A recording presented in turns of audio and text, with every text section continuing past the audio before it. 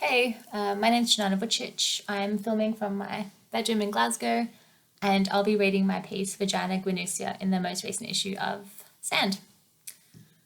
Okay. At first I thought she was an STI, or maybe crabs in the plural. I didn't really notice her except for the itching, and even that wasn't so bad. Annoying, sure, but nothing like that time I had thrush on my period. She was more like a tickle, a rustling of the pubic hair or a crawl over the labia majora. Real light like a mozzie, but without the bites.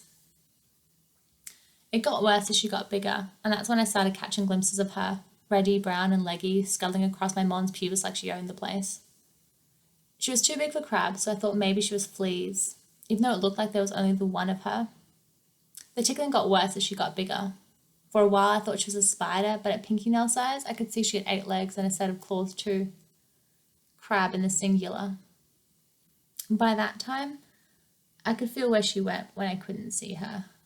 Her hard little body squeezed between my labia and into my vagina, sharp legs pinching into my skin if I tried to squeeze my thighs together to stop her.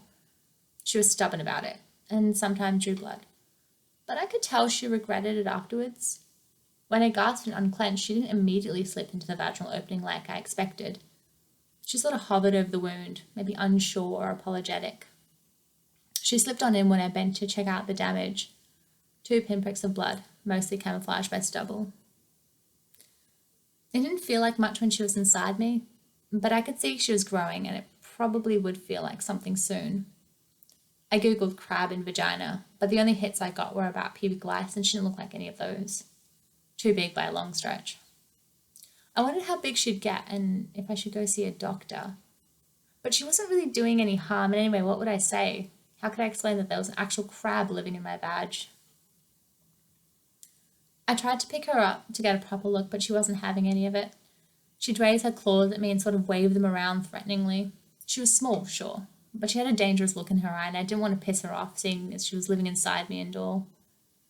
I tried to take a photo instead, which meant spending a lot of time lying in bed, underwear off and legs wide, waiting for her to scuttle out onto my mons. I think she enjoyed being out from under my undies, all that fresh air. She'd scurry around, stretching her little legs and claws like she was doing crab yoga. Sometimes she'd take a nap, pillowing herself against my pubes, her little body raising and falling without breathing. I finally took a photo of her sitting on my macroeconomics textbook and posted it to the Animal ID subreddit.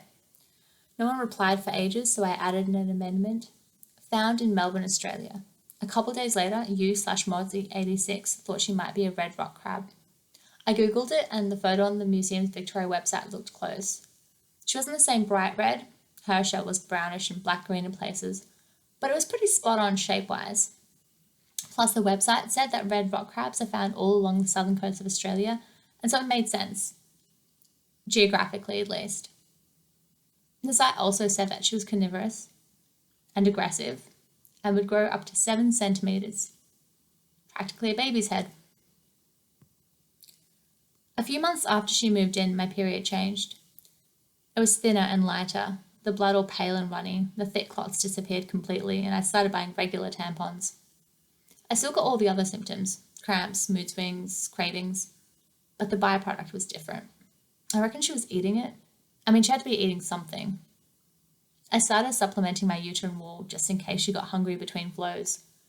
I'd leave a can of tuna hidden somewhere in my room, lid cracked open 1/2 centimetre. I thought maybe she'd like the challenge of finding and retrieving the food like a dog with a Kong.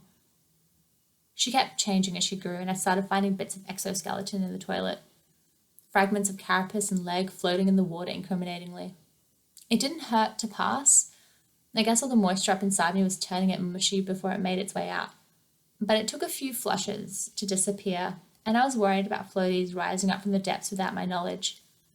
Someone was bound to notice a crab leg in the loo. We were vegetarians. Okay, well, I hope you enjoyed that, and thank you so much for listening.